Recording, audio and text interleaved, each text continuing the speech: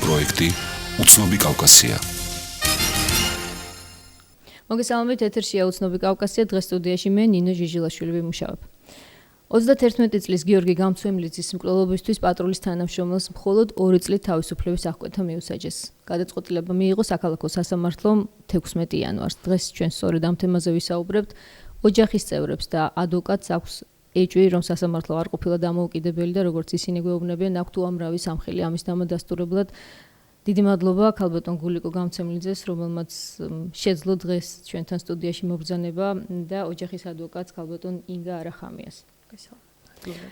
ქალბატონ გულიკო, ამ თემაზე საუბარი თქვენთვის არის ძალიან რთული, თუმცა მინდა გთხოვოთ, რომ რაც შეგიძლიათ, ყველაფერი გვიამბოთ, როგორც ემოციების შესახებ, თქვენი შთაბეჭდილების რა შთაბეჭდილება დაგრჩათ ამ სასამართლოს პროცესის შემდეგ, ისევე სამართლებრივი მხარის შესახებ, რომელზეც ალბათ უფრო მეც ქალბატონი ინგა ისაუბრებს.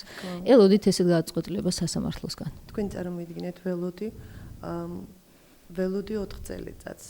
რატომღაც განწყობილი ვიყავი ჩვენი მოსამართლის ეკა გაბრიჩიძის მიმართ სანდომიანი გარეგნობის გამო მხოლოდ და ძალიან ჩემდა გასაოცრად 2 წელი ნამდვილად უცხო იყო ჩემთვის ძალიან არ ველოდი 2 წელს 4 წელი ნამდვილად მეგონა რომ 4 წელს მიუსჭიდნენ და მეტი არც შეეძლო მოსამართლეს მაგრამ იმედები გამიცრუა კიდევ ერთხელ ჩემ ასე თქვა ვიზუალურმა მხარემ შეცდომაში შემიყვანა მოსამართლის მიმართ ისინი ყველა ერთი უსამართლობის ნაწილი არიან როგორც ჩანს. რატომ უნდა მისჩილიყო, რატომ უნდა გამოტანილიყო უფრო მეტი განაჩენი თქვენ როგორ ფიქრობთ და არა 2 წელი? მოგახსენებთ ესე პირველ რიგში მე შევეხები არა მხოლოდ დღეისათვის წარდგენილ ბრალდებას რაც გააჩნდა ვახტანგ გაბუაშვილს, არამედ ცოტა უფრო სიღრმისეულად მოგახსენებთ ჩვენ საერთოდ ვთვლიდით რომ ვახტანგ გაბუაშვილის ქმედებას არ ქონდა მიცემული სწორი სამართლებრივი შეფასება. ვახტანგ გაბუაშვილი არის პატრულის თანამშრომელი. დიახ, პატრულის თანამშრომელი, რომელმაც ჩაიდინა გიორგი გამცემლიძის მკვლელობა. მე ვთვლი, რომ მისი ქმედება არ იყო ადეკვატურად შეფასებული სამართლებრივი კუთხით. მისი ქმედება დაკვალიფიცირებული იყო როგორც გაუფრთხილებობით სიცოცხლის მოსპობად, მაგრამ რატომღაც ბრალდებამ ამ შემთხვევაში პროკურატურამ არ იმსჯელა მის ქმედებაში სხვა დანაშაულის ნიშნების არსებობის თაობაზე.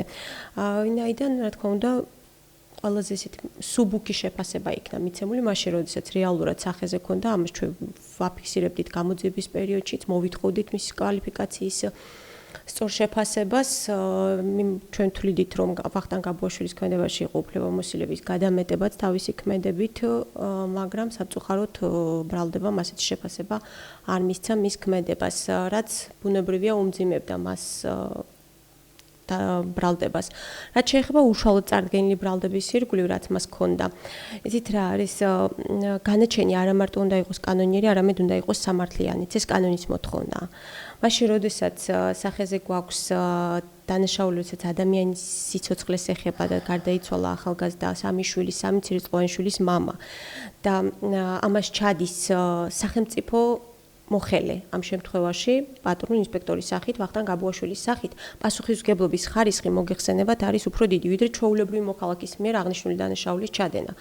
მაშინ როდესაც ნებისმიერ სხვა მოქალაქეს ელემენტარულად იარაღის უკანონო ტარებაზე შეიძლება მიესაჯოს და ამის პრეცედენტები არსებობს დღევანდელ მართლმსაჯულებაში მაქსიმუმის სასჯელი ვთვლი რომ ამ შემთხვევაში მაქსიმუმის სასჯელი შესაბამისად უნდა იყოფილიყო გამოყენებული ვახტანგ გაბუაშვილის მიმართ. შედეგიდან გამომდინარე, დეტალებს დაუბრუნდებით, მანამდე კი მინდა ჩვენს მაყურებელს შევთავაზოთ კვირის რეპორტაჟის ნანა ლიჟავას ავტორო გადაცემის უკვე ეთერში გასული რეპორტაჟი, რომელიც ტელეკომპანია კავკასია მოგვაწოდა ამ თემაზე, იმისათვის რომ მაყურებელი უფრო მეტად გავარკვიოთ დეტალებში, თუ რა მოხდა და რა გარემოებებში დაიღუპა 31 წლის გიორგი გამცემლიძე. ოჯახი ამტკიცებს, რომ პატრულის თანამშრომელმა უფლებამოსილებას გადააჭარბა და ყოველგვარი წესების დარღვევით გაისროლა, რასაც უიარაღო ადამიანის სიკვდილი მოჰყვა. გულიკო გამცემლიძე უკვე 9 წელია სამართალს უშედეგოდ ეძებს. დამტკიცებენ იმას ბოლოს, რაც ზევიდან აქვთ დავალებული. მე ასე ვფიქრობ. რა არის დავალებული?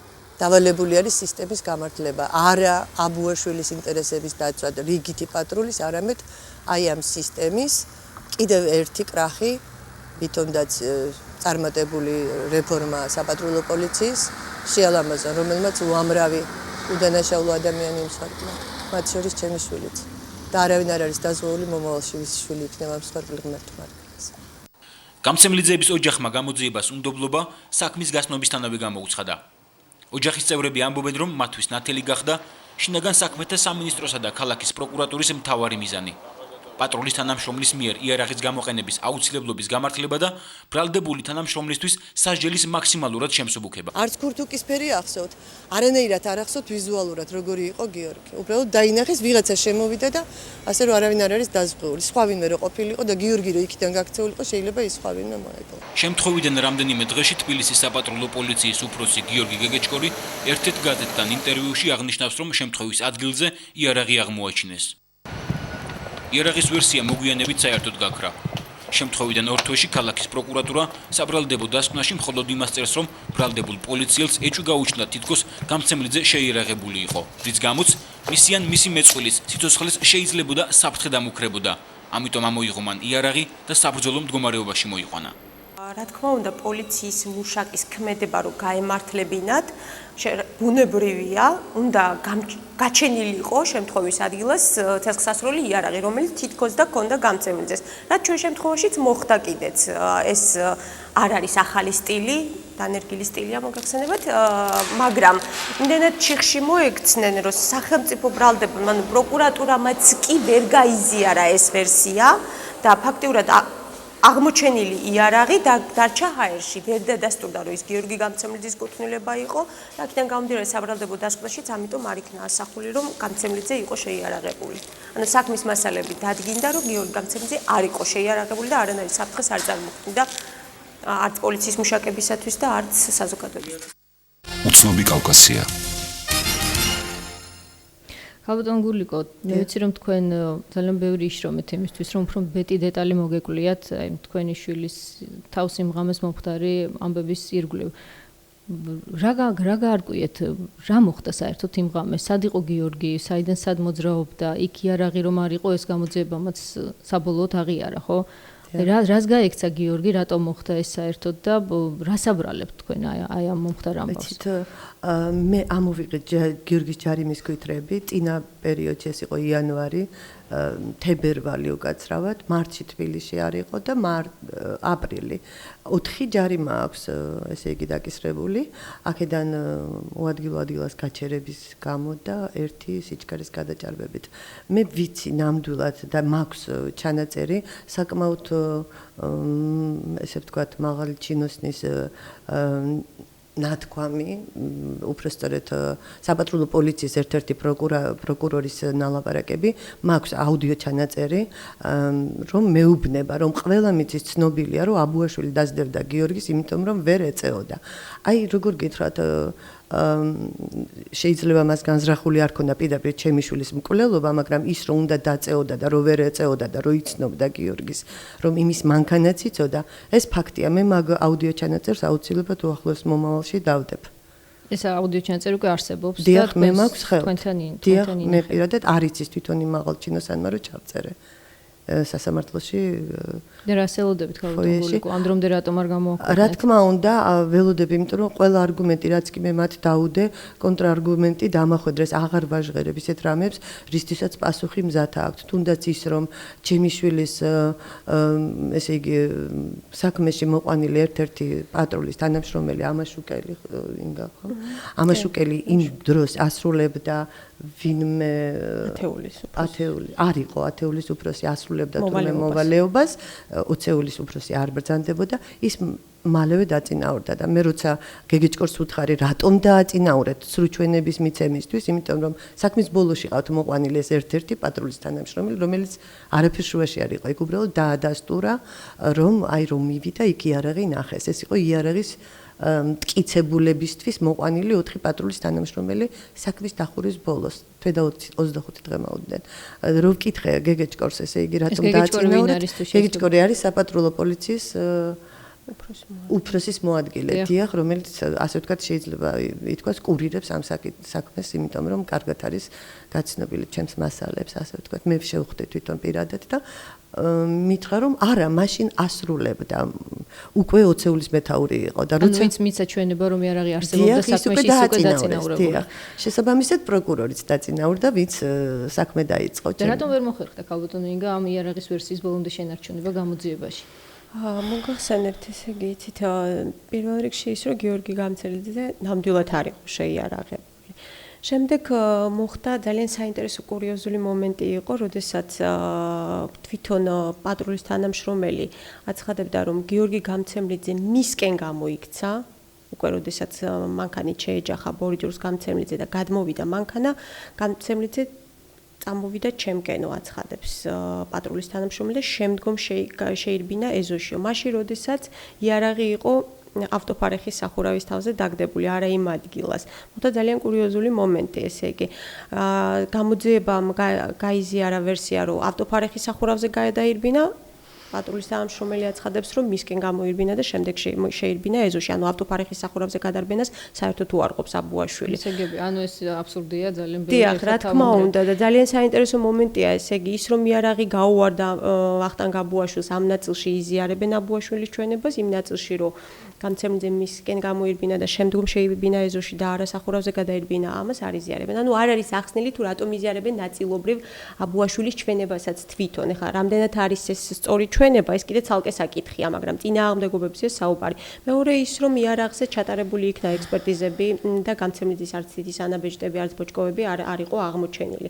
ბუნებრივია, აქ უკვე ჩიხში მოექცნენ და სხვა გამოსავალი აღარ გააჩნდათ. ესე გებია, ქალბატონ გულიკო ეთერში შემოსვლამდე თქვენ მეუბნებოდით, რომ ხანდახანით უცნაურად სასიამოვნოც არის თქვენთვის, როდესაც თქვენი გარდაცვლილი შვილის გვარის მოხსენიება ხდება ხოლმე იმ დიდი უსამართლობების გვერდში, როგორც იყო გირგვლიანის საქმე, რობაქიძის საქმე.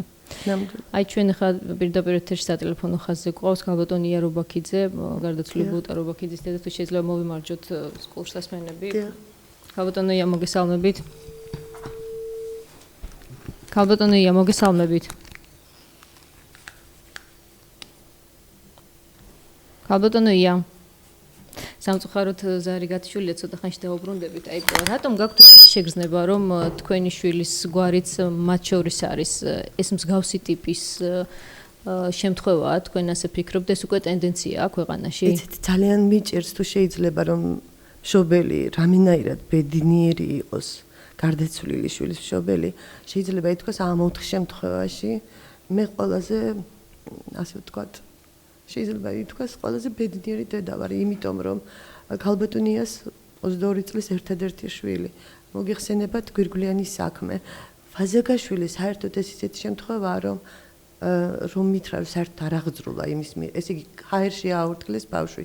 არანაირად სამართლებრივად ინგა უკაცრავად მომეხმარეთ როგორ იტყვიან ამას.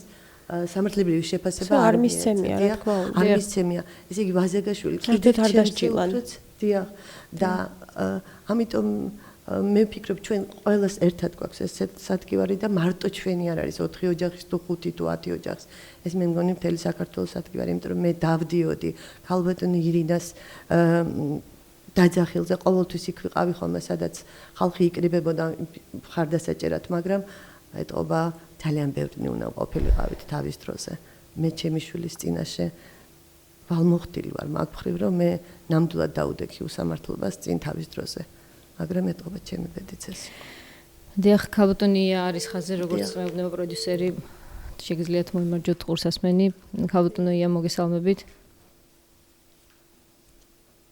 ქალბატონია ეს პატარა პრობლემა ესეთ მდგომარეობაში დავრჩეთ ქალბატონია ალბათ შემოვა ეთერში ქალბატონო ინგა რაიმე პარალელს ხედავთ აი ამ საქმეებს შორის სამართლებრივ პარალელს სამართლებრივ პარალელს რა თქმა უნდა ვხედავ ეხლა ფაქტობრივ გარემოებებში შეიძლება იყოს გარკვეულწილად სხვაობები მაგრამ ცალსახად გვაქვს საქმე პოლიციის მუშაკების მხრიდან არა აქვს მნიშვნელობა ეს კრიმინალური პოლიციის მუშაკები იქნებიან თუ საპატრულო პოლიციის მუშაკები აშკარად გვაქვს საქმე კანონმდებლობის უხეშ დარღვევასთან, ადამიანის სიცოცხლის ხელყოფასთან, უფლებამოსილების გადამეტებასთან, უფლებამოსილების ბოროტად გამოყენებასთან. ეს ცალსახად არის ყველა საქმეზე, სადაც იმ შემთხვევებში, რომელზეც ჩვენ ახლა წელს საუბრობდით. მე კიდევ ერთხელ მოგახსენებთ, ახლა თქვენს მიერ დაისვა შეკითხვა თუ რატომ არ არის გამოყენებული ზოგიერთი აუდიო ჩანაწერი ქალბატონი გულიკოს მიერ ასელოდებით. ქალბატონი, იცით რა არის დღეს სამწუხაროდ საქართველოში არც ერთი მტკიცებულების გამოყენებას არ მოყვება სამართლებრივი შედეგი დამერწმუნეთ.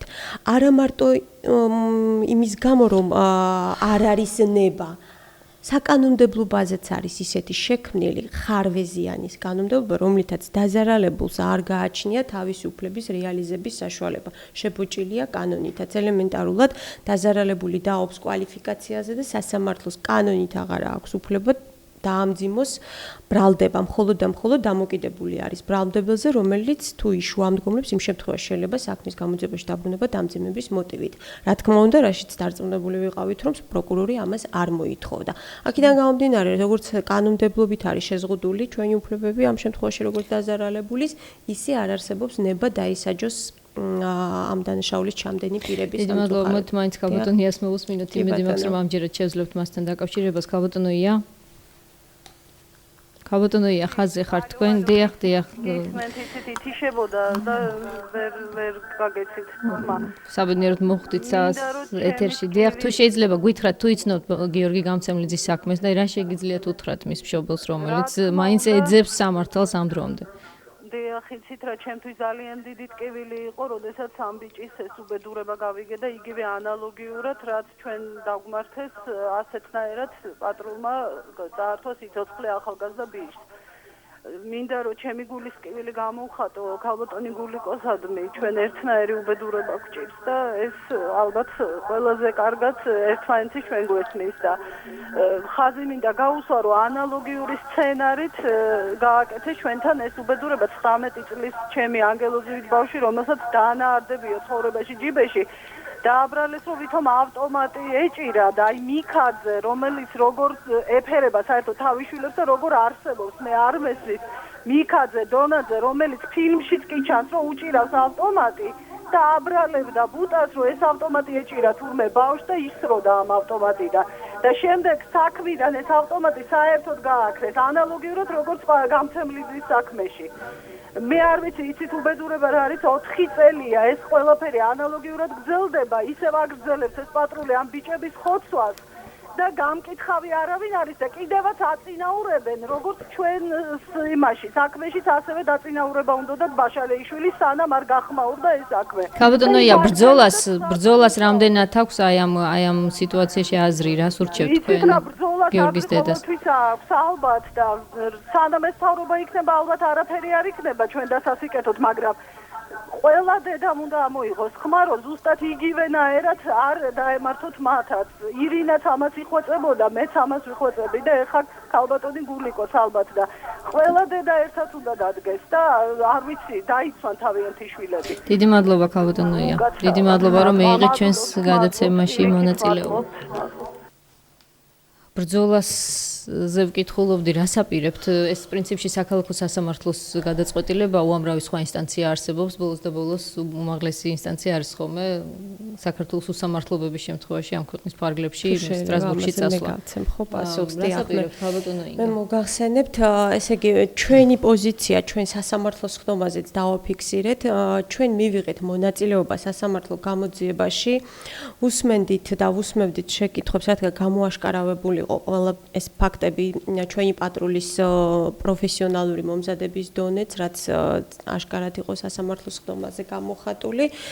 და შემდეგ უკვე ჩვენ დავტოვეთ სასამართლოს ხდომა, რა თქმა უნდა. თქვენ არ დასწრები ხართ განაჩენის გამოცხადებას? არა მარტო განაჩენის გამოცხადებას, ჩვენ კამაჩიც არ მიგვიღია მონაწილეობა, ვინაიდან აზრს მოკლებული იყო უკვე შემდგომში ჩვენი მონაწილეობა აღნიშნულ სასამართლოს ხდომაზე, იმიტომ რომ ჩვენთვის წინასწარ უკვე ცნობილი იყო რა გადაწყვეტილება იქნებოდა მიღებული. ბუნებრივია ეს წინასწარ ცნობილი და დადგენილი ფაქტი იყო, როგორ დაისჯებოდა ვახტანგ გაბუაშვილი, რის გამოც ჩვენ დავტოვეთ ხდომა. შემდგომ ინსტანციებშიც ჩვენს მიერ გასაჩივრებას ასევე აზრი არ აქვს სამართლებრივად, ვინაიდან არ შეიცვლება არაფერი აღნიშნულ გადაწყვეტილებაში, არ შეიცვლება როგორც სასჯელი, ასევე კვალიფიკაცია, რის გამოც აზრს მოკლებულია საქართველოს შიდა ინსტანციებში მიმართვა უფლების დასაცავად, რის გამოც ჩვენ ევროპული კონვენცია გვაძლევს ამის საშუალებას, როდესაც აზრს მოკლებულია შიდა ინსტანციებისადმი მიმართვა, ვამზადებთ უკვე მასალებს ევროპის სასამართლოსათვის და უახლოეს მომავალში ეს საკმაოდ შრომატევადი მოცულობის სამუშაოა, შევძლებთ უკვე მოვაგროვოთ მასალები და მივმართოთ განაცხადით ევროპის სასამართლოს. ბატონო ინგა, მასალებზე ბრძანებთ თქვენ, მესტი კითხვა მიჩნდება. მოწმეები, რომლებიც საქმეში არსებობენ. აი ეს მოწმეები რა ფორმის მასალა უნდა იყოს ამ საქმეში, იმიტომ რომ თქვენ ეთერში შემოსვლამდე ბრძანებდით და მინდა აქაც გაიმეოროთ რა ფორმით ხდებოდა ზეწოლა მოწმეებზე, იმიტომ რომ უამრავმა ხალხმა დაინახა რა მოხდა. ძალიან საინტერესო მომენტი იყო მოწმე ოთარ თენეიშვილთან დაკავშირებით, მოწმე, რომელიც ცხოვრობს აღნიშნულ ეზოში, სადაც მოხდა გიორგი გამცემლიძის მკვლელობა და წარმოიდგინეთ, ეს პიროვნება დაკითხული არის შემთხვევიდან რამდენიმე საათში. და აძლევს ჩვენებას თუ სად მოხდა დანაშაული, ანუ არსებითად იყო შეცვლილი მკვლელობის ადგილი, შემთხვევის ადგილი. ის მიუთითებდა ყველა იმ გარემოებაზე, რასაც რეალურად ჰქონდა ადგილი, როგორ აღმოჩნდა იქ იარაღი, როგორ ნახა პირველად გიორგი, თუ სადესროლეს გიორგის, მაგრამ თქვენ წარმოიდგინეთ, როდესაც მიდგა ჯერი სასამართლოს ხდომაზე ამ მოწმის დაკითხვისა, რატომღაც სასამართლოს ხდომები ჭიანურდებოდა უსასრულოდ. სასამართლოს ხდომა რომ არ მოგატყუოთ, სულ ცოტა 7-ჯერ თუ 8ჯერ გადაიდო. ძალიან საინტერესო საფუძვლებით იდებოდა ხდომები. ხან განსასჯელის ადვოკატი ხდებოდა ცუდად, თუმცა მეორე დღეს სასამართლოს ხდომაზე იჯდა, ხან თვითონ განსასჯელი იყო ცუდად და მე არ შემიძლია არ ვთქვა და კიდევ ერთხელ ბოდიშის მოხდით მინდა განსასჯელს წარმოიდგინეთ 2 კვირა თურმე გაცრავად, მაგრამ კუჭი ქონია აშლილი და ვერ მოყავდათ სასამართლოს ხდომაზე. მიუხედავად ამისა, ჩვენ მოვითხოვეთ აღნიშნულთან დაკავშირებით ცნობები მერვე საპყრობილედან ზუსტად 2 თვეა, რაც დაწერილი გვაქვს ეს განცხადება და დღემდის პასუხი არ აქვს მიიღებული, თუ რა მკურნალობა უტარდებოდა და თუ რა სჭირდა ამ პიროვნებას. ეხლა რატომ იდებოდა ეს პროცესები? თურმე როგორც ჩანს, მიმდინარეობდა მოლაპარაკება ამ მოწმესთან და მოწმემ, რა თქმა უნდა, მისცა საწინააღმდეგო ჩვენება სასამართლოზე. რას ემსახურებოდა ეს? ანუ რა თქვა? იცით, აბსოლუტურად სხვა გაურკვეველი ჩვენებები მისცა. ესე იგი, თითქოს უნდა ეთამაშა, რომ თითქოს რაღაც გამცემლიძის ოჯახის სასარგებლოდ მიეცა ჩვენება და რაღაცები დაამატა, რაღაცები მოაკლო. აქ არა აქვს მნიშვნელობა უკვე იმან რა თქვა. იმან მოწმემ შეცვალა ისეთნაირად ჩვენება, რომ მისი ჩვენება გახდა მან დაკარგა მტკიცებულების ძალა. მოგეხსენებათ საწინააღმდეგო ჩვენების მიჩნევის დროს ჩვენება იქნება დაუშვებელი მტკიცებულება. მოწმე თუ თავის მიერ გამოძიებაში მიცემ ჩვენებას არ დაადასტუროს, მას ვერ გამოიყენებ სასამართლო განაჩენის დასადგენად. თუმცა ქალბატონი გულიკოც ბოლომდე ფიქრობდა, რომ ეს მოწმე უფრო სამართლიან ჩვენებას მიცემდა, ხო, როგორც მე მახსოვს. ნამდვილად ასე იყო, ძალიან დიდი იმედებს ვამყარებდი, მაგრამ რო ვკითხულობ, ესე იგი, ჩანაწერი ახლა მაქვს პრინციპში საქმის მასალები, იქ განვრცობილი აქვს უფრო აი მაგალითად იქ იძახის როგორ არის მაგალითად გიორგი როგორ დაინახა ავტოფარეხის წინ და ამ დროს იქ არ უწერია ჩვენებაში პირველ ჩვენებაში რომ როგორ გადაადგილდა ის არ ვიციო მაგრამ სასამართლო პროცესზე აცხადებს რომ დავინახე როგორ გადაყავდათ პოლიციელებს იძახის 78 წლის კაცია ნუ მაშინ არ უკითხიათ არ მithქვია ეხლა ვამატებ მაგრამ ურთიერთგამომრიცხავი აწყობს თვითონ სასამართლოს რომ როგორ მეს მოწმე გადაედოთ გვერდზე და მე სხვათა შორის ვფიქრობდი ხოლმე რომ ნეტა რას უზამენ ასეთ ფაქტს ასეთ პირდაპირ აშკარად ამბობდა სიმართლეს ადამიანი არაფერზე უკან არ იხევდა და უცებ ესეთი რო იყვიან მოულოდნელობა 2 თვის შემდეგ 2 თვე გადადეს ზუსტად პროცესი სანამ დაკითხავდნენ და საერთოდ რამდენია დაკითხული მოწმის სახით იქ საკმაოდ ბევრი ადამიანი შეესწრო ხო ამ ფაქტს როგორც 25 გვერდი აქვს და დათმობილი საქმეში მოწმის ჩვენებებს, სადაც არ შეიძლება ითქვას, რომ ისინი მოწმეები არიან, ინგა თქვენ კარგად დიახ, ესე იგი, ფაქტიურად თვითმხილველი მოწმე რეალურად არ არსებობს საქმეში, ფაქტიურად. მიუხედავად იმისა, რომ თვითონ განსასჯელმა აბუაშვილმა მისცა ჩვენება, რომ უამრავი ხალხი იყო. მაგრამ სასამართლოს ხდომაზე მისცა მან ეს ჩვენება, მაგრამ ეს მოწმეები არ იქნენ დაკითხული გამოძიების მიერ. ანუ იმ მომენტში არავინ არ დაინტერესდა შემთხვევის ადგილზე თუ მოეძიათ თვითმხილველი მოწმეები. არა მარტო მოწმეებზეა საუბარი, აუდიო ჩანაწერები არის უკაცრავად ვიდეო ჩანაწერები არსებობდა ყოველ შემთხვევაში, იქ დგას ვიდეო თვალი და ამის შესახებ აცხადებდნენ თვითონ საპატრულო პოლიციის მაღალჩინოსნები, რომ არსებობს ვიდეო ჩანაწერები, არსებობს ვიდეო თვალი, რაც შემდგომ აღმოჩნდა, რომ თურმე არ არსებობს და გაქრა სამწუხაროდ. ეხება ნივთმტკიცებულებებს, რომელიც სათვალე როგორც მე ვიცი დაიკარგა საქმიდან. დიდი ბოდიში ნივთმტკიცებებამდე აქ ძალიან საინტერესო მომენტია, იცით, მივაქციოთ თუნდა ყურადღება აუცილებლად, როდესაც მოწმე აძლევს ურთიერთსაწინააღმდეგო ჩვენებას სხვა საქმეებზე, მას სასწრაფო წესით აძლევენ პასუხისგებაში და ძალიან მკაცრი ღონისძიებები ტარდება, აკავებენ ძალიან ბევრი პრეცედენტებია პატიმრობას. რა თქმა უნდა, თენეიშვილს ხელშეუხლებლობა აქვს გარანტირებული და დღეისათვის ეს სახეზეა. ანუ არ დაწყებულა გამოძიებაც კი, მიუხედავად იმისა, რომ აშკარად იყო ურთიერთსაწინააღმდეგო ჩვენების მიცემა. დაიკარგა ასევე სათვალეც, ხო? დიახ, დაიკარგა სათვალეც. ეს უკავშირდება, რატომ იყო ეს ასეთი მნიშვნელოვანი ნივთმტკიცება? ეს ძალიან საინტერესო მომენტია. შემთხვევა მოხდა მოგეხსენებათ ღამის დაახლოებით პირველი საათისთვის, როდესაც უკვე ბნელა და გიორგი გამცემლიძე, როდესაც ესე იგი დაიჭრა და შემდეგ უკვე სადაც მისი გვამი იყო, იქ აღმოჩნდა გვერდით მისი მზის სათვალე. იცით, ძნელი წარმოსადგენია ხო მზის სათვალე ეკეთოს ადამიანს ღამის პირველ და 2 საათზე, ხო, გაურკვეველია როგორ აღმოჩნდა ეს სათვალე იქ. დაკეცილი. დიახ, დაკეცილ მდგომარეობაში. მეორე ასევე ძალიან საინტერესო მომენტია, ესე იგი, დაიკარგა სათვალე გაურკვეველ ვითარებაში.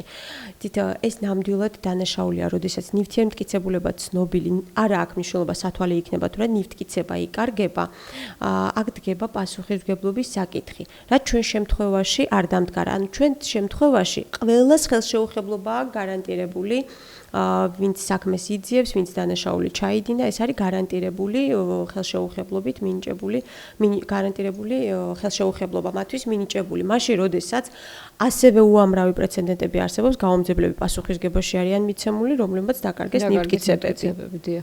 ჩვენ წერილობით უკაცრავად მიუმართეთ გენერალურ ინსპექციას თითქოს დააკონტროლებს ასეთ უწყებებს, როგორც მე ვიცი, მაგრამ იქიდან მომივიდა პასუხი. ძალსახად მივანიშნეთ, რომელი კანონმდებლობის თანახმად უნდა დაისაჯოს გამომძიებელი, რომელიც კარგავს ნივთმტკიცებას და რა თქმა უნდა ეს არ დამიწერეს და ზოგადი პასუხი მომივიდა წერილობითი, რომ გამოეცხადა მხოლოდ და მხოლოდ საყვედური დისციპლინარული საყვედური, როდესაც დისციპლინარული პასუხისმგებლობა დაეკისრა. დიახ, დაეკისრა თვითონ გამომძიებელმა საკმაოდ შეწუხებულმა მითხრა, რომ მე სამსახურიდან მომხსნიან და ყველაზე უარეს შემთხვევაში დამაპატიმრებენ ნივთმტკიცების დაკარგვის გამო. იყო მცდელობა, თანხის შემოძლება, ესე იგი სათვალე რა აღირდა, იყო მთელი ქალაქი მოიარეს და ყველაზე ისეთი მაღაზიები პრესტიჟულში სთხოვეს, რომ ჩამოეტანათ ანალოგიური სათვალე, რომ დაედოთ. მაგრამ ჩვენ მე მინდოდა ჩემი შვილის სათვალე და თუმცა ესე იგი მაინც პრინციპულობასაც არაფერი მნიშვნელობა. ეს არის არა აქვს მნიშვნელობა ეს სათვალე დაიკარგა, ანუ ნივთკიცება დაიკარგა. ამ დროს სავალდებულო წესით უნდა დაწყებულიყო გამოძიება. არ დაწყებულა. ჩვენ ვერ შევძლებთ რა თქმა უნდა მხოლოდ 9 საათის განმავლობაში გრძელი და ვრცელი ისტორიის მოყოლას დეტალებში, თუმცა მეტნაკლებად გავაცანით ჩვენს მსმენელს და მაყურებელს ის გარემოებები, რა გარემოებებშიც დაიღუპა და შემდეგ მოხდა გამოძიება გიორგი გამცემლიძის საქმის. ბატონ გულიკო, თქვენ გაქვთ საშუალება ახლა რომ მიმართოთ იმ ადამიანებს, ვის ხელშიც არის ეს საქმე, თუ გაქვთ რა თქმა უნდა მიმართვის სურვილი, მაღალჩინოსნებს, რომლებიც აწინაურებენ ადამიანებს, რომლებმაც რაღაც გარკვეული წვლილი შეიტანეს ამ საქმეში, დაზარალებული მხარის სასარგებლოდ, რა შეგიძლიათ მათ უთხრათ? თუ გაქვთ რამე საქმე? ნამდვილად არაფერი ილუზიებით არასდროს არ მიცხოვრია. არანაირ მიმართვას აზრი არ აქვს, რომ მე ვინმეს მივმართო, თუნდაც მერაბიშვილს არც სურვილი მაქვს მივმართო, ჩვენს პრეზიდენტს რა თქმა უნდა, არანაირად არ შემიძლია ასეთი ყალბი მიმართვებით მივმართო. მე მხოლოდ მინდა მივმართო ყველა მშობელს, ყველა დედას, რომ დადგნენ თავის შვილის ასე ვთქვათ დაცვის სადარაჯოზე მაგას ვაკეთებდი მე, მაგრამ ხო ხედავთ რაც დამემართა და არავინ არ არის გარანტირებული დღევანდელ სახელმწიფოს ჩვენს ხელისუფლების პირობებში, რომ დაცული იყოს მათი შვილის სიცოცხლე, ასე ვთქვათ. მეტი რა შემიძლია ვთქვა. ძალიან დიდი მადლობა სტუდიაში მობრძანებისთვის. პირიქით დიდი მადლობა. ეს გახლდათ ქალბატონი გულიკო გამცემლიძე, 31 წლის გიორგი გამცემლიძის დედა, რომლის სიმკვლელობის გამოც პარტრულის თანამშრომელს რამდენიმე კვირის წინ სულ რაღაც 2 წლით თავისუფლების აღკვეთა მიესაჯა. ჩვენ გადაცემის მეორე ბლოკის სტუმრები კი მედიის წარმომადგენლები იქნებიან, რეგიონული მედიის პრობლემებზე ვისაუბრებთ დროებით. მადლობას მოგახსენებთ.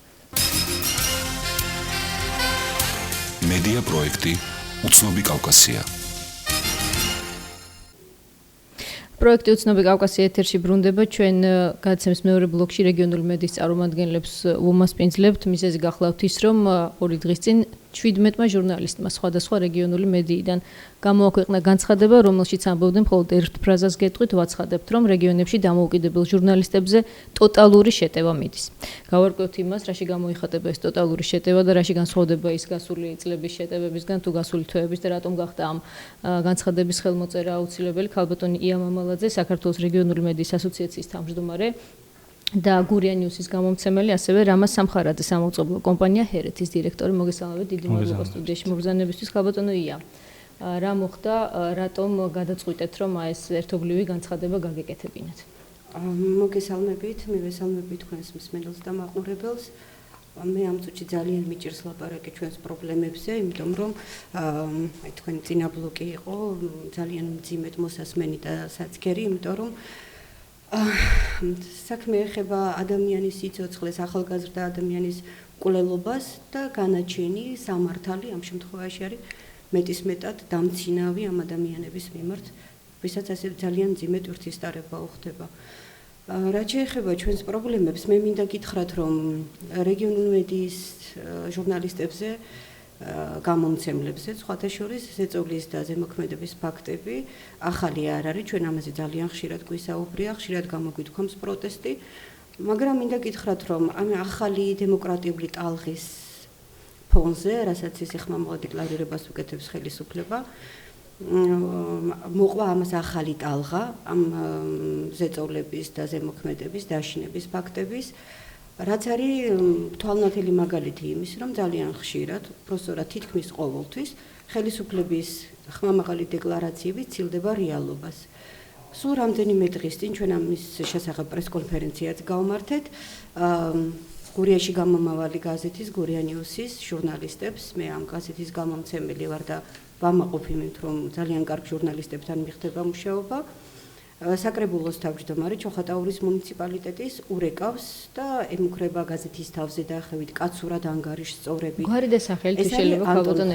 ძალიან მინდა გთხოვოთ, რომ ყველა შემთხვევაში დღეს მოდით დავასახელოთ გვარი და სახელი ვინსა დარეკა, იმიტომ რომ ძალიან ხშირად გაოცებულები გვიყურებენ ჩვენი ხელისუფლების წარმომადგენლები, როგორ ვინმე რეკავს. ესეთი შეკითხვა გაოცებული სახელი. იცით, ჩვენ ამ ფაქტთან დაკავშირებით აუდიო ჩანაწერებიც გავავრცელეთ, იმიტომ რომ არ გვინდოდა ფაქტის გარეშე გვესაუბრა, ამავე დროს პოლიციაში შევიტანეთ შესაბამისი განცხადება, რომ ამოეღოთ ის სატელეფონო საუბრები, რომლითაც საკრებულოს თავმჯდომარე, რომელშიც ემუქრება ჟურნალისტს ღიად, საჯაროდ და სხვათა შორის ეს არ არის პირველი ფაქტი, თუმცა მე გარწმუნებთ და შეიძლება ამ სტუდიაში შემდეგ კიდე მოგვიხდეს ამაზე საუბარი, ეს საქმე დაიხურება აუცილებლად, რადგანაც ამ სატელეფონო ზარებს არავინ არ მოიკითხავს პირიქით. იცით, ნინო, სულ მაინტერესებს და ვაკვირდები ამ ფაქტებს. ჩვენ ძალიან ხშირად გვიხდება ადგილობრივ თვითმმართველობის საკითხებზე მუშაობა. ეს ვერტიკალი სახელისუფლებო იმდენად არის ცენტრალიზებული და შორს დგას დეცენტრალიზაციისგან. ვერაფრით ვერ წარმომიდგენია, რომ ადგილობრივი ჩინოვნიკი, რომელიც ემუქრება გურია ნიუსის ჟურნალისტს, ფიზიკურ შეურაცხყოფას აყენებს ჰერეთის ჟურნალისტს, ბათუმელების ჟურნალისტს მანქანაში ტენის და სადღაც მიყავს, ეს არ იყოს ვიზირებული და ნებადართული ზემოდან. და თუ ეს ასე არ არის, ესაა შესანიშნავი მომენტი ხელისუფლებისთვის, რომ თუნდაც ერთხელ შექმნას პრეცედენტი, რომ დაისაჯონ ის ადამიანები, ვინც არღვევენ ადამიანის ფუნდამენტურ უფლებებს. ქალბატონია, მოდით ახლა მოვუსმინოთ სწორედ ერთ-ერთ მათგანს, რომელზეც თქვენ ბრძანებდით, გაზეთი ბათუმელების ჟურნალისტი ყავს პირდაპირ ხაზზე, ნათია როყვა, მოდით მოვიმარჯვოთ ყურსასმენები და მოვუსმინოთ მას. ნათია. ისმენთ, დიდი მადლობა გაცემაში მონაწილეობისთვის. თუ შეიძლება მაქსიმალურად მოკლედ, მაგრამ მაქსიმალურად დეტალიზებულად მოგვიყევით რა მოხდა თქვენს თავს. ვაიცაბე მოგესალმებით ყველას, ჩვენას მივესალმები. მოკეთეთ და 3 იანვარს დაახლოებით დღის 3 საათზე ყოფილი გორკის ქუჩაზე სამარშრუტო ტაქსით მივდიოდი. ქუჩას ჩავნიშნა ხალხმრავლობა და გადავწყვიტე რომ მანქანიდან ჩამოსულიყავი. ქუჩაში დავინახე რომ საცხოვრებელი კორპუსის მეოთხე სართულის აივანზე იდგნენ სპეცრაზმალები და სოდის თანამშრომლები. ყოველ შემთხვევაში ამ ადამიანებს ეკეთათ ნიღბები და დანარჩენებს ეცვათ მოსაზრმელი, რომელზეც ეწერა სოდი. ქუჩის მოპირდაპირ მხარეს ვიდექი და შესაბამისად იქიდან მობილური ტელეფონით ვიღებდი ფოტოებს. პარალელურად დავრეკე ჩემს კოლეგასთან ემზარ დიასამიძესთან, რომელსაც თხოვე ჩემს ფოტოაპარატი მოიტანა და რამდენიმე წუთში მართლაც მოვიდა ემზარი და მომიტანა ფოტოაპარატი. შემდეგ ქუჩის მოპირდაპირ მხარეს ეს მინდა დავაკონკრეტო, ვიდექი და აქედან სწორედ ვიღებდი ამ სახს ფოტოებს, რომელზეც იდგნენ ეს სოდისა და ეს იყო სპეცოპერაცია, ხო? რომ დავაზუსტოთ. ეს იყო სპეცოპერაცია. ყოველ შემთხვევაში ჯერ კიდევ მაშინ არ ვიცოდი რა ხდებოდა. ამ დროს მოვიდა ჩემთან ერთ-ერთი სოდის თანამშრომელი და მთხოვა რომ ჯერ მთხოვა, ხოლო შემდეგ კატეგორიულად მომთხოვა რა ეს ფოტოები წამეშალა. გამენადგურებია, ახსენი რომ მე ვიყავი ჟურნალისტი და საზოგადოებრივი თავშეყრის ადგილას მქონდა ფოტოების გადაღების უფლება, თუმცა მითხრა რომ სპეცოპერაცია ტარდებოდა და ამ დროს კანონი ჟურნალისტ უგზავნიდა ფოტოების გადაღებას. მოკეთ სატელეფონო ზარი გააკეთა ამ სოდის თანამშრომელმა და შემდეგ მომთხოვა რომ წავყავდე მის უფროსთან იქ სადაც ტარდებოდა სპეცოპერაცია. მე ამის წინააღმდეგი ვიყავი და უთხარი რომ თუ ვინმე ჩამინახვა უნდა და იქვე ჩამბრძანებულიყო ჩემთან. მოკეთ წინააღმდეგობა არ გამიწევია, თუმცა ჩემი ნების საწინააღმდეგო თავედი კორპუსში, სადაც ეს სპეცოპერაცია ტარდებოდა. ანუ აგიყვანეს ზალით. ამიყვანეს კი ბატონო, მითხრეს რომ სადარბაზოში უნდა დავლოდებოდი უფროს, ეს იყო სოდის უფროსი გოგიტა კახიძე. რა ფორმით აგიყვანეს უკაცრად ხელი მოკიდეს და ხელი მომკიდეს და მითხრეს რომ უნდა წამოხვიდე ჩვენთან ერთად. მე იქ წინააღმდეგობის გაწევა არ დამიწყია, ეს მინდა დავაკონკრეტო, ყოველ შემთხვევაში მითხრეს რომ უნდა წამოხვიდე. მე იქ იყო ჩვენი საუბარი, ცოტა შეკამათება რომ არა რატო უნდა წამოვიდი აქ ჩამოვიდეს, მოკლედ ჩემი სურვილის წინააღმდეგ ერთი სიტყვით მე მაინც მიყვანეს ამ სადარბაზოში. გოგიტა კახიძე, ბატონო გოგიტა კახიძე მთხოვა ფოტოების წაშლა და ძალიან თავაზიანად პირველ ეტაპზე. თუმცა როცა მიიღო ჩემგან უარი, შემდეგ გადავიდა სიტყვას შეურაცხყოფაზე. ასევე სოდის თანამშრომლები მიხსნიდან იმას, რომ ქუჩა საზოგადოების თავშეყრის ადგილი მანამ ავიძრა იქ სპეცოპერაცია ტარდება და შემდეგ კანონი კრძალავს ფოტოების გადაღებას. იქ იყო ძალაუფლებაზე საუბარი და მიმტკიცებდნენ იმას, რომ მათ აქვთ ძალაუფლება და მე მაქვს უფრო ნაკლები ძალაუფლება და ჩემნაირი ჟურნალისტებისთვის კანონი პირდაპირ მოქმედებს დასასჯელად და მე სამუდამო პატიმრობასაც კი ითვალისწინებს ამ შემთხვევაში კანონი, იმიტომ რომ მე ვთხოვე მათ დაეკონკრეტებია თქვა კანონი რას ითვალისწინებს ამ შემთხვევაში. მინდა აღვნიშნო რომ სადარბაზოდან უკვე დაურეკე ჩემს რედაქტორს ქალბატონ ეთერთურაძეს და მომხდარის შესახებ უთხარი რომ სადღაც მივდიოდი ჩემი სურვილის წინააღმდეგ, ანუ საქმის ყურში უკვე ჩაყენებული მყავდა ჩემი რედაქციის თანამშრომლები და უფროსი. და ემზარი რომელიც მომიტანა ჩემმა კოლეგამ რომელმაც მომიტანა ეს ფოტოაპარატი ჩემთან ერთად სადარბაზოში არ ამოუშვეს, უთხრეს რომ ის საჭირო არ იყო, ანუ მხოლოდ ჩემთან ჰქონდა საქმე. სადარბაზოში რამდენიმე წუთი დავყოვნდი, პრინციპში იყო კამათი, შეურაცხყოფა, იქ იყო მუქარაც, რამოდენიმე წუთის შემდეგ გამოიყვანეს ორი დაკავებული ოთახიდან, ორი ახალგაზრდა დაკავებული მამაკაცი ოთახიდან, რომელსაც ედო ხელბორკილები და იმათგან განსხვავებით მე ხელბორკილები არ მედო ნამდვილად, თუმცა ეზოში ჩასვლის შემდეგ მთხოვეს, რომ მანქანაში უნდა ჩამჯდარიყავი, ვკითხე რატომ. ეს სოდის თანამშრომლმა მითხრა, იმიტომ რომ ვარ დაკავებული. იქაც არ გამიწევია წინააღმდეგობა, იმიტომ რომ მე ამ დროს ტელეფონი მქონდა და SMS-ებით უკვე ჩემს რედაქტორს ვეხმიანებოდი, რომ აი ასე, ანუ ყველაფერს დეტალურად ვეუბნებოდი, ოღონდ ამას უკვე SMS-ების საშუალებით და ჩავთვალე, რომ აქ წინააღმდეგობის გაწევას უმჯობესი იყო, რომ საკუთარი ნებით ჩამჯდარიყავი. ანუ ჩემი სურვილის წინააღმდეგ ჩამსვესისეო მანქანაში, ამ დროს მოვარდა მანქანასთან ჩემი თანამშრომელი ემზარ დიასამიძე, რომელიც იქვე შემთხვევის ადგილზე იმყოფებოდა და კითხა თუ სად მივყვებოდი, უთხარი რომ ვიყავი დაკავებული. თუმცა დაკავებული ვიყავი ვამბობ მე და მეორე სოდის თანამშრომელი ამბობს რომ არ არის დაკავებული. მეორე იძახის რომ დაკავებული. მოკლედ აზრთა სხვადასხვაობა იყო. ერთი იძახდა რომ მანქანაში დიდი მადლობა. ნათია, რამდენ ხანს გაგრძელდა თუ შეიძლება რომ გითხრათ ეს თქვენი დაკავების პროცესი, ფაქტი თუ პროცესი გაგრძელებულია 9 საათი. მანქანის ჩასმის შემდეგ იყო მუქარა იმის, რომ მე კამერაში ჩამაგდებდნენ და ასე შემდეგ. წაგიშალეს ფოტოები ბოლოს და ბოლოს. ფოტოები არ წამიშალეს, მე მაქვს აუდიო ჩანაწერი გაკეთებული იმ საუბრის, რაზეც თქვენ გესაუბრეთ. ანუ როგორ მოგმართავდნენ და ვინ როგორ გესაუბრებოდა? არსებობს დაახლოებით ამის ჩანაწერი, დაახლოებით 9 საათის განმავლობაში საკუთარი სურვილით არ შემეწო გადაადგილება, მიმიყვანეს მანქანი სოდის მიმდებარე ტერიტორიაზე, შენობის მიმდებარე ტერიტორიაზე. იქ სატელეფონო საუბრების შემდეგ მანქანა ისე უკან მოატრიალეს და ისევ იმ ადგილზე დამტოვეს, სადაც ჩემი დაკავება მოხდა. ძალიან დიდი მადლობა ნათია, მე ღადამჩენია გამძლეობა გისურვოთ და ჩვენს სტუმრებს დაუბრუნდა ისევ სტუდიაში. რამას თქვენ რადიოს სულ ქონდა პრობლემები, რადიო ჰერეთს. რაღაც ეტაპზე თითქოს გადალახეთ ეს პრობლემები, იმიტომ რომ ძალიან გახმაურდა საქმეები, ადგილობრივი ხელისუფლების ჩაროვის ცდილობები თქვენ რადიოს საქმეებში, სარედაქციო პოლიტიკაში. თუმცა, როგორც ჩანს, ეს პრობლემა ჯერ კიდევ გაქვთ, იმიტომ რომ თქვენც ხართ ერთ-ერთი ხელმომწერი აი ამ განცხადების. არა მარტო ადგილობრივი ხელისუფლების, ცენტრალური ხელისუფლება ჩაერია ბოლო პერიოდში ჰერეთის, ასე ვთქვათ, მუშაობაში, იმდენად რამდენადაც იყო კონკრეტული შემოთავაზებები, არსებობს ამის ფარული ჩანაწერებიც, რომელიც თქვენსავე ეთერში სხვათა შორის ადრე გამოქვეყნდა და იყო კონკრეტული თანხის შემოთავაზებები და თუ დაუშვათ არ დავთანხმდებოდით რაღაც ასე ვთქვათ წამოყენებულ შემოთავაზებებს, ჩვენ დაგვარბევდნენ ისე როგორც დაარბიეს ტელეიმედი და ასე შემდეგ მოვუწევდნენ იგივე. ამას გვეუბნებოდა ნაციონალური მოძრაობის წარმომადგენელი 92 ნომერი ისაკოც გიბურიშვილი, თუმცა მანამდე ის არ გახლდათ ნაციონალური მოძრაობის წარმომადგენელი და როცა უკვე საქმე სახალხო დამცველის აპარატმა გამოიძია დადო შესაბამისი დასკვნები, ჩააყენა ყველა საერთაშორისო ორგანიზაცია საქმის კურსში. ამის შემდეგ ხელისუფლებას გამოეხმაურა საქმეს და მოითხოვა, რომ ჩვენ ყველა გადანაშაულებენ ამ პროცესებში და გთხოვთ გამოიძიეთ და ამ დროს ხედავთ ჩვენ უკვე სიებს ნაციონალური მოძრაობის, სადაც კონკრეტულად ეს ადამიანი, ამ ადამიანის გვარი და სახელი იქნა დასახელებული. სამწუხაროდ დღემდე ეს საქმე არ არის გამოძიებული, არსებობს ორი სისხლის სამართლის საქმე, რომელიც დაეგზავნა შესაბამის სამსახურებს, მაგრამ ეს საქმე არის თაროზე.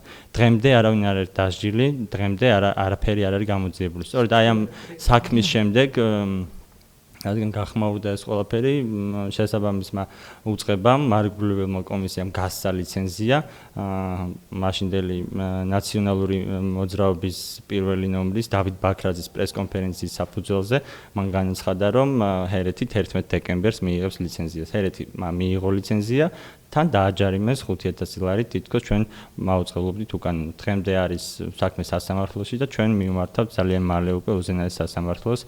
რადგან ცნონ ჩვენი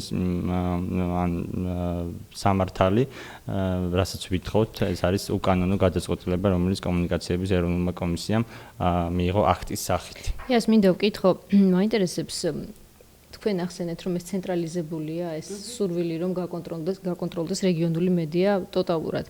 არის თუ არა რეგიონები, სადაც შესაბამის ცოტა მაინც მოშვებული აქვთ, ასე ვთქვათ, ეს ბერკეტი ადგილობრივ ხელისუფლებას. აი არის, ვთქვათ, დამოკიდებული მაინც ვინ არის მმართველ რგოლში პიროვნებებზე? არა, რა თქმა უნდა, პიროვნებებზე არის დამოკიდებული, იქ უფრო ცივილიზებული და დახვეწილია ეს ზეწოლის ფაქტები. ყოველ შემთხვევაში იგივე გურიის მაგალითზე დანარჩენ ორ მუნიციპალიტეტში მე არ მახსენდება შემთხვევა, როდესაც საკრებულოს თავმჯდომარე საკმაოდ მაღალი ადგილობრივი თვითმმართველობის საკმაოდ მაღალი საჯარო პირი მეტყველებდეს და აზროვნებდეს იმ კატეგორიებით, რომ როცა მინდა მაშინ მოგცემ ინფორმაციას, თავზე გაზეთს გადაგახევ, ჩამოვალ და კაცურად გაგისტორდები, კაცი რომ იყო, კი ვიცი რასაც გიზამ და ასე შემდეგ. მაგრამ იცით რა ყველაზე უფრო მეტად საინტერესოა ის, რომ როდესაც ამგვარი ფაქტები ხდება რეგიონებში, ძირითადად ხდება იმ რეგიონებში, სადაც არის მედია უფრო მეტად განვითარებული. ჩვენ გვაქვს რეგიონები, სადაც ისე მოხდა, რომ დამოუკიდებელმა მედიამ ვერ მოიკიდა ასე თუ ისე ფეხი. აი ყველაზე უფრო მძიმე რეგიონები მაინც დარჩა აჭარა, კახეთი, გურია, იქ სადაც ესე თუ ისე ჟურნალისტები ახერხებენ რომ წინააღმდეგობა გაწიონ, იქ რაღაც 1000 გვარი მეთოდები, ეგ ფულის შეთავაზება, არის დაშანტაჟების ძალიან ბევრი მაგალითი. იგივე ჩოხატაურის მუნიციპალიტეტის თავმჯდომარე ამბობს, რომ კი გაარკვევს ვის ნარკოტიკები, ვის შეიძლება აღმოაჩნდეს, გვაქვს ამისი ფარული ჩანაწერი. ანუ ვინ? ეს ჟურნალისტი ელაპარაკება, რომელიც დაინტერესებულია იმით, რომ როცა თავად იყო თავარი ექიმი, შეპესე 100 წილობრივი მონაწილეობით სახელმწიფოს, ამ დროს მოხდა გახმაურებული ფაქტი ნარკოტიკების დიდი რაოდენობის დატაცების, ეს შეიძლება გახსოვთ კიდეც, იმიტომ რომ საკმაოდ გახმაურებული თემა იყო და მისი თანამშრომლები ამ ფაქტზე დაიჭირეს და საკრებულოს თავმჯდომარეს არ მიაჩნია არანაირი უხერხულობად, როდესაც ერთ პატარა დაწესებულებაში ამ ფაქტებს ვერ მოუარა, თუ კი ის არ იყო ჩართული ამ დანაშაულებრივ ქმედებაში და მას აბარია ახლა უფრო დიდი საქმე. იგივე ანტონ ხუნდაძეს იყო მანამდე ამ მუნიციპალიტეტის ხელმძღვანელი. აი თქვენი გაზეთის ჟურნალისტი ყავს ახლა პირდაპირ ხაზზე ნატო გოგელია გურია ნიუსიდან, მასაც ჰქონდა ინციდენტი ბოლო კვირების განმავლობაში, ნატო მოგესალმებით. გამარჯობა. თუ შეიძლება ძალიან მოკლედ გვიამბოთ, რა შეგემთხვათ? დავიწყოთ იმიდან, რომ ყველაფერი დაიწყო გასული წლის მარტიდან, როცა ჩვენ დავინტერესდით უკანონოდ დანიშნული და არაარჩეული ანტონ ხუნდაძის პიროვნებით და იმით, როგორ აღმოჩნდა, რომ საავადმყოფოს დირექტორი, რომელიც იყო ანტონ ხუნდაძე, გამოვიდა ბრჭყალებში მშრალად, როცა მისით 3 თანამშრომელი დაიჭირეს 23 ერთეულის ნარკოტიკის შენახვა რეალიზაციისთვის. და როგორც თვითონ ამბობს, მას არანაირი პასუხისმგებლობა ამ საკითხში არ ჰქონია. ამის შემდეგ იყო რამოდენიმე სტატია მასზე. შემდეგ იყო 30 დეკემბერს საუბარი მოწმეების თანდასწრებით, როცა ანტონ ხუნდაძე მას შემდეგ რაც მე ოფიციალურად დავინტერესდი იმით, თუ რატომ სარგებლობდა საავადმყოფოს კუთვნილი ავტომობილით, ხუნდაძე ყველანაირი დოკუმენტაციის გარეშე, ყველანაირი მინდობილობის გარეშე, მან გარკვევით მითხრა, რომ მე არ უნდა ვწერო მასზე, იმიტომ რომ ვარ დედა, მყავს შვილი და მე არ ვიცი რა შეუძლია ანტონ ხუნდაძეს. ამის შემდეგ იყო რომ საჯარო ინფორმაცია მოუთხოვეს და არ მომცა, თუმცა მინდა ვთქვა რომ ერთადერთ რასაც ამ ყველაფრის შემდეგ მივახდე დღეს უკვე იმ წუთას შეიძლება საკრებულო, როდესაც დილას შევიტან საღამოს ინფორმაციას გვაძლევენ, მაგრამ ეს არ ნიშნავს იმას, რომ ამ ადამიანს ეს ყველაფერი შეიძლება შერჩეს, იმიტომ რომ ვინც ანტონ ხუნდაძეს იცნობს, ნამდვილად ამეთანხმდება, რომ ხუნდაძე არ არის ის ადამიანი, რომლის სიტყვები რომ კაცურად გაუსწორდება, რომელიმე ცალკე მოგხედავენ, რომ მე არ ვიცი მას რა შეუძლია, მშვიდად ყოფნის საშუალებას გვაძლევდეს, ან მე ან ჩემს კოლეგებს. ძალიან დიდი მადლობა ნატოს გურია ნიუსიდან. ჩვენი პროდიუსერია საუბრა ანტონ ხუნდაძეს, ჩვენ გვინდოდა ასე ვთქვათ, ეგრეთ წოდებულ მეორე მხარეებთან დაკავშირება, თუმცა უარ თქვა ჩართვაზე, ჩვენს პროდიუსერს კი აუხსნა, რომ თქვენ ხართ დაინტერესებული მხარე და რომ ეს კამპანია მის წინააღმდეგ დაიწყო წინა საარჩევნო პერიოდში, როდესაც მეორე კანდიდატის მხარეს თითქოს და თქვენი გაზეთი თანამშრომლობდა. იცით, მე ამაზე მაინც ვაპირებდი ყურადღების გამახვილებას, იმიტომ რომ იქ არანაირი მეორე კანდიდატი არ ყოფილა. ეს არის აბსოლუტურად სიცრუე, ისევე როგორც ის ფაქტი, რომ თვითონ ეს განაცხადება, რაც მან გაავრცელა ამ ბოლო დროს, იქ ამბობს, რომ ის არასოდეს არ დამუქრებია ჟურნალისტებს, ჩვენ ზუსტად ამისთვის აუდიო ჩანაწერიც დავდეთ. მას აქვს ეგეთი მიდგომა საერთოდ საქმისადმი, როდესაც საარჩევნო კამპანია, მე გულისხმობ საპარლამენტო არჩევნებს და ჩვენ ამაზე მწვავე თემებზე ვწერთ, მაშინ მე მინდა დეპუტატობა, როცა საკრებულოს ვეხებით და ვითხოვთ ბიუჯეტის შესახებ ოფიციალურ ინფორმაციას მისი დაგეგმვის შესახებ, თუ რა გააკეთა მან 10 თვის განმავლობაში, როგორია საკადრო პოლიტიკა, რატომ არის რომ 31 დეპუტატიან მუნიციპალიტეტის საკრებულოში 37 საშტატო ერთეულია თან ყველა მისი ახლობლების და ნაცნობების დაკომპლექტებული. ამ შემთხვევაში უკვე ჩემ ძმას უნდა დეპუტატობა, როდესაც სკოლას მიმართოთ, ეს არის არასერიოზული. მე ეს საკითხები საერთოდ არ მაინტერესებს. მე მაინტერესებს ღია და საჯარო იყოს ის ინფორმაცია, რომელიც არის მოსახლეობისთვის საინტერესო. აი ხლა გაზეთი იყიდება აი ამ ინფორმაციით, არის პოპულარული. აი მე ამაზეც მინდოდა ძალიან დიდი მადლობა ნინო ეს შეკითხვა დამისვით. მე ახლა დიდი ხანია მედიაში ვარ, განსაკუთრებით თვალყურს ვადენებ რეგიონულ მედიას, რადგანაც მე ასე თუ ისე ამ ასოციაციის თავმჯდომარე ვარ და მათი უფლებების დამცველად გამოვდივარ. აი ეს ახალი ტალღა შეტევების, ეს არ არის რაღაც ისეთი შემთხვევითი ფაქტები. აბსოლუტურად დარწმუნებული ვარ და იმ ვერტიკალზე როცა ვლაპარაკობდი, დარწმუნებული ვარ, რომ ეს არის ვიზირებული ზევიდან და მიმართულია იმ მედია საშუალებების მიმართ, რომლებმაც მიაღწიეს განსაკუთრებულ სტაბილურობას, რომელსაც ყავს ძალიან ფართო აუდიტორია და რომელსაც აქვს განსაკუთრებული ნდობა და რომელიც ცდილობს დაიცვას ეთიკური ნორმების, ჟურნალისტის მორალური სახე სხვათა შორის.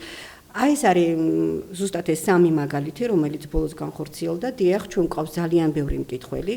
აბსოლუტურად ყველა მთელი ტირაჟი და ეს მე გარწმუნებს ამის ოფიციალური დოკუმენტაციის წარმოადგენად შემიძლია, რომ ის შეიძლება იყოს საქართველოში გამომავალი გაზეთების ხუთეულშიც გაყიდვის თვალსაზრისით, ისევე როგორც ერეთი არის ძალიან სმენადი და ისევე როგორც ბათუმელებს აქვს საკმაოდ კარგი აუდიტორია ყავთ. რამაზ, აი რას აშუქებთ, მაინტერესებს ისეც ერეთში, რასაც არ აშუქებს, აი იყო კიდევაც განცხადებაში ცენტრალური ჩვენ ყიდით რეკლამას და არა ახალ ამბებს, ანუ ჩვენთან ახალი ამბები არ იყიდება, ჩვენთან ვერ დარეკავს ვერც ერთი წარმომადგენელი, ვერც ოპოზიციური სპექტრიდან, ვერც ხელისუფლებიდან, სხვა ორგანიზაციებიდან, გნებავთ ბიზნეს ორგანიზაციებიდან და ვერ დაგვიკვეთავს ახალ ამბებს. ჩვენთან ყოფილა შემთხვევები, რომ ჩვენ გაგვიკეთებია რეკლამა და ამავდროულად თუ ის კომპანია რაღაც ზარღვევს ან რაღაც ისე არ იქცევა როგორც საჭირო, ჩვენ ეს ნიუსიც მიგვიწია ეთერში. ანუ ჩვენ ეთერში უშვებთ ყველაფერს. ეს არის აბსოლუტურად ობიექტური მაუწყებლობა. დღიდან დაარსების 10 წლის განმავლობაში ჰერეთი შეიქმნა იმ პრინციპებზე, რაც არის საერთოდ მიღებული ჟურნალისტიკაში და ჩვენ ვამაყობთ ამით ყველა. ჩვენ გილოცავთ ამას, იმიტომ რომ ვადევნებთ თუ აუყურს როგორ წარმატებულები ხართ, ნამდვილად მე რა მაინტერესებს. აი ერთი თემა რომ მითხრათ რომელიმე, რამაც გამოიწვია ძალიან დიდი სკანდალი, რომელიც არ გაშუქებულა ცენტრალური მედიით, მაგრამ აღშფოთდა ცენტრალური ხელისუფლებაც კი. იყო ასეთი რამ. ბოლო თემები პრინციპში ზუსტად ის პრობლემა, რომელიც შემდეგ უკვე ლიცენზიას დაემუქრა, ეს იყო ადეიშვილების თემა კახეთში. ჩვენ ამ თემას საკმაოდ აქტიურად შევეხეთ, როცა ისინი იყვნენ ჩამოსული. მე ადეიშვილებზე მაქვს საუბარი. რომელი ადეიშვილი? ზურა ადეიშვილი და მისი ძმა. და იქ იყო რაღაც ფარულ დინებებზე საუბარი ნაციონალურ მოძრაობაში, როცა ჩვენ ის გავაშუქეთ, ამას შემდეგ უკვე მოყვა გართულებები ადგილობრივი და ცენტრალური ხელისუფლების. ლიცენზიაც ამ პერიოდში დადგა კითხვის ნიშნის ქვეშ. ლიცენზიაც ამ პერიოდში დადგა კითხვის ნიშნის ქვეშ კი. ია, თითქოს და რომ გიყურებთ რაღაც სიამაყით ფივსები, ესეთი რაღაც შემტევი ხასიათის მედია არ გვაქვს ცენტრში, სამწუხაროდ თითოეულა ჟურნალისტი ახერხებს აქ ასე კოორდინირებულად მუშაობას, თქვენ გაცილებით უფრო უკეთ ხართ კოორდინირებულები. არსებობენ ადამიანები, ვინც თქვათ თქვენ გაზეთშიც ცდილობენ იმუშაონ ხელისუფლებაზე, ან ხელისუფლება ცდილობს აკონტროლოს რაღაც გარკვეული ტიპის ჟურნალისტიკა, თუ აი როგორ ხდება მაინც იქაც არიან ალბათ ადამიანები, ვინც ვერ ახერხებს წინამდებობს გაწევას. არა, როგორ არ არსებობს, აი სხვათა შორის იგივე ანტონ ხუნდაძის გავრცელებულ პრეს-რელიზში, ესე ვთქვათ, არის ესეთი ფაქტი, რომ თურმე მე გაბრაზებული ვარ, იმიტომ რომ რედაქტორის მოადგილე გადავიდა მის პრესამსახურში. ეს არ ამგონია ხა ჯანსაღი გონების ناقოფი იყოს, მე უბრალოდ მართლაც ნაწყენი ვარ იმ ჟურნალისტის მიმართ, რომელიც უმწვავეს თემებზე, უმწვავეს სტატიებს წერდა ზუსტად ანტონ ხუნდაძის წინააღმდეგ და შემდეგ მან რატომღაც სულ ერთი კვირის განმავლობაში აი ამ ძიმე პერიოდში გადაწყვიტა გადასულიყო საზოგადოებასთან ურთიერთობის სამსახურის უფროსად სწორედ მასთან, თუმცა მე ვეჭვობ, რომ აქ ფულადი დაინტერესებაზე უფრო მეტად იყო აი ეს ოჯახის წევრების რაღაც დაშანტაჟების მცდელობა, იქ რაღაც ქმარი მშენებლობაზე, შვილი. ამისთანა ფაქტები არის ძალიან ძნელი. იგივე მე მინდა გითხრათ, რომ ნატო გოგელიას, რომელიც ახალგაზრდა გოგონა და საკმაოდ შემტევი ჟურნალისტია, ყავს პატიმარი ძმა. და საარჩევნო პერიოდში მას ესეთი ალტერნატივა ჰქონდა, ან უნდა აერჩია, რომ ელაპარაკა, ეწერა იმაზე, როგორ უშვებდნენ გარეთ პატიმრებს, როგორ აფეთქებდნენ მანქანებს, როგორ უდებდნენ 4 ბავშვს მანქანაში ბომბს ოპოზიციური პარტიის და ჩვენ ამაზე ყველაფერზე ვწერდით, როგორ უქმდებოდა ბიულეტენები, ის კი არა ადგილობრივმა ერთ-ერთმა საარჩევნო კომისიამ საუბნომ, მოხსნა კიდეც ბლოკი ქალები აკაკი ასათიანთან ერთად საერთოდ არჩევნებიდან. ეს იყო კურიოზული ფაქტები, ამავე დროს ძალიან მძიმე. ან ეწერა ამის შესახებ, ან მის ძმას გამოუშვებდნენ. ამისთან ალტერნატივის წინაშე დგას ჩვენი ჟურნალისტები ყოველ დღე. იცით, ესა მე გუშინაც ვამბობდი ჩემ მეგობრებთან, რომ ესა ძალიან პატარა სოციუმი, პატარა რაიონია, სადაც ყველა ერთმანეთს იცნობოს, იძულებული ხარ რომ ყველა დღე ხვდებოდე ამ ადამიანებს. ამ ადამიანებთან უხდებათ შეხება შენს ძმებს, მეუღლეებს, დედებს. ეს არის უმძიმესი სამუშაო, როცა რეგიონში უფრო ადვილია. ეს არის ძალიან ძნელი. პატარა რაიონში იმუშაო და წერო მძიმე თემებზე, ეს ნიშნავს რომ ყველა დღე შენი ოჯახის ყველა წევრი იყოს ძალიან მძიმე სიტუაციაში. ძალიან საინტერესო დეტალია ანტონ ხუნდაძის წარმომადგენელს სურს ჩვენი გადაცემის მიმდინარეობისას გაგვესაუბროთ. დიახ, გისმენთ, თუ შეიძლება წარმოგვიდგინეთ თქვენი თავი, თქვენ პირდაპირ ეთერში ბრძანდებით. გამარჯობათ. დიახ. მე ვარ გიორგი ჯიბუტი. მე ვარ სალონი ანტონ ხუნდაძის ნაცნობი, მე ოფიციალური წარმომადგენელი. ნაცნობი? დიახ. დიახ, გისმენთ. ოფიციალური წარმომადგენელი სამწუხაროდ არა ვარ და შეიძლება ეს დაწვრილებით ყველაფერზე ვერ გესაუბროთ. მე ზოგადად ამ დღეებში რაც მოვისმინე, იმის შესახებ მინდა რაღაცები გითხრათ. გისმენთ. მე დაუკავშირდი მას და ვკითხე კონკრეტულად რაში იყო საქმე და აი რა მითხრა მან რაღაც საკითხთან დაკავშირებით. პირველი მოდი ვისაუბროთ საჯარო ინფორმაციის გაცემას. კარგით? კი ბატონო. თუ შეიძლება ქალბატონმა იამ წარმოადგინოს ის დოკუმენტი, რომელთაც მიმართა მან და რომელზეც უპასუხეს დაგვიანებით ან არ უპასუხეს. დოკუმენტი იყო შეტანილი პარასკევს და პასუხი მიიღო სამშაბათს. იმიტომ რომ ორშაბათი იყო ფერისვალება დღე და იყო დასვენება. რაც შეეხება თვითონ შეკითხვა მაგალითად ამ საჯარო ინფორმაციაში ერთ-ერთი იყო ესეთი. სამსახურის გარეთ ვინ არის ბატონი ანტონ ხუნდაძე? დაახლოებით ესეთ შინაში შეკითხვა. მგონი ეს საჯარო ინფორმაცია არ უნდა იყოს, ხო? და ესეთ კითხვა საჯარო ინფორმაციას დაკავშირებით არ უნდა იქნებოდა. ხო? რაც შეეხება მეორე საკითხს, მუქარის საკითხს. მე ჩავიხედე იმ კანონმდებლობაში და მუქარის მსგავსი იმ ჩანაწერში ვერაფერი ვერ დავინახე. ერთ წამით შეიძლება რომ დარჩეთ პირდაპირ ხაზზე, ქალბატონი ჩაგირთვება თუ შეიძლება საჯარო ინფორმაციის თემაზე მიგიღიათ გაცლებთ უფრო სწრაფად ინფორმაცია ვიდრე თქვენ ამას ამბობთ. როგორც ამბობს ბატონი გიორგი. ბატონი გიორგი, მიუხედავად იმისა, რომ არ გიცნობთ, გირჩევთ რომ ნაკლებად იღელოთ, იმიტომ რომ ამაში არაფერი არა ასაღელვებელი, ვხედავ რომ ძალიან ისე სამართლიანი ადამიანი ბრძანდებით და დაინტერესებული ხართ ამ საკითხით, რასაც მე მხოლოდ მივესალმები, მაგრამ თქვენ დაგავიწყდათ, რომ არსებობს მეორე მხარე და შეგეძლოთ მოგემართათ ჩემთვის და გენახათ ეს დოკუმენტაცია. მე გუშინდელ პრესკონფერენციაზეც განვაცხადე და ვთქვი, რომ ბატონმა ანტონ ხუნდაძემ ჟურნალისტებთან ურთიერთობის დროს დაამკვიდრა ძალიან მახინჯი ფორმა ურთიერთობის და ჩვენ ამისი ჩანაწერიც გვაქვს და მოგასმენთ თქვენ შეიძლება იქ ვერ ერთი წუთით მომისმინეთ. დაამკვიდრა ძალიან მახინჯი ფორმა და ის ამბობს, როცა ჩვენ მივმართავთ ნებისმიერი შეკითხვით კომენტარისთვის, ჟურნალისტს აქვს იმის უფლება და მე მგონი მისი მოვალეობაცაა ჩაიკითხოს მის მიერ საინტერესო საკითხის დროს ის ამბობს წერილობით გენაცვალეთ წერილობით. ესაა მისი პასუხი, რამდენჯერმე ჩანაწერი გვაქვს ამისი. ამიტომ ჩვენ ნებისმიერ შეკითხვას, რომელიც გვიჩნდება ანტონ ხუნდაძის მიმართ, ვაწვდით მას წერილობით და ის სასურველ კითხვებს პასუხობს ან არ პასუხობს.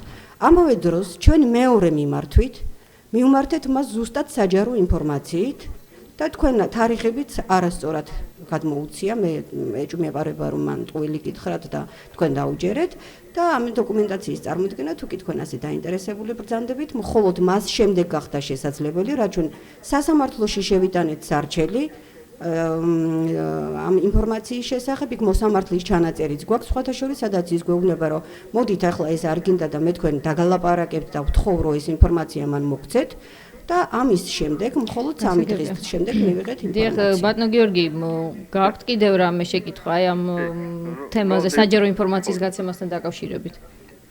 ხო, უბრალოდ მოდის მოგიხსენოთ მართლა უგელა, იმიტომ რომ პირველად ვარ პირდაპირ. არა, უჭირს, გისმენთ, ჩვენთვის თავარია რას ბრძანებთ. და თავის თავი.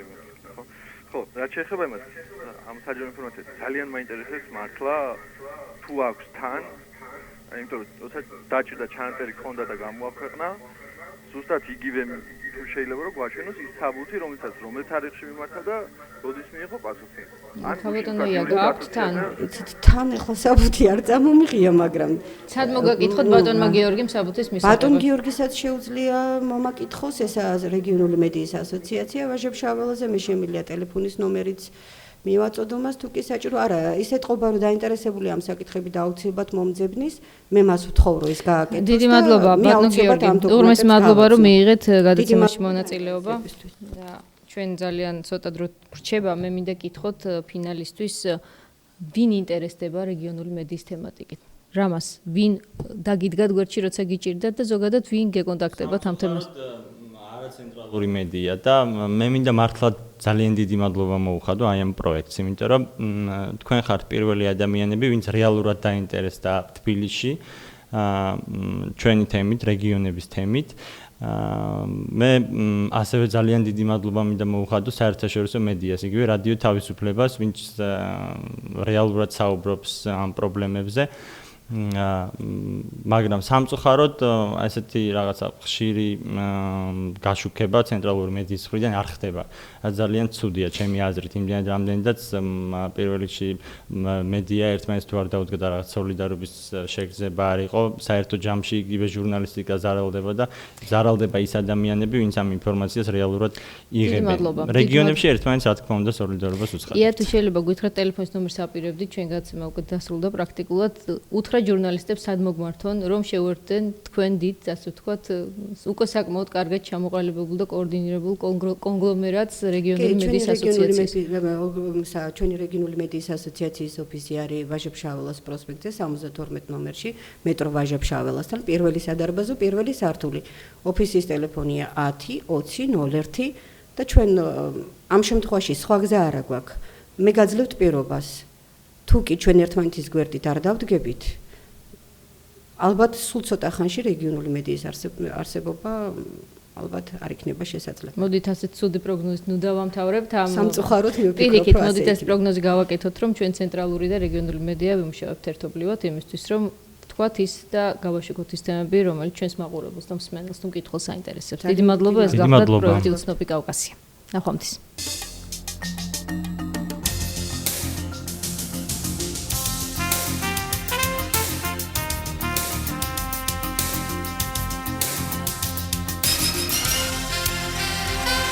ეთერში იყო გადაცემა უცნობი კავკასია.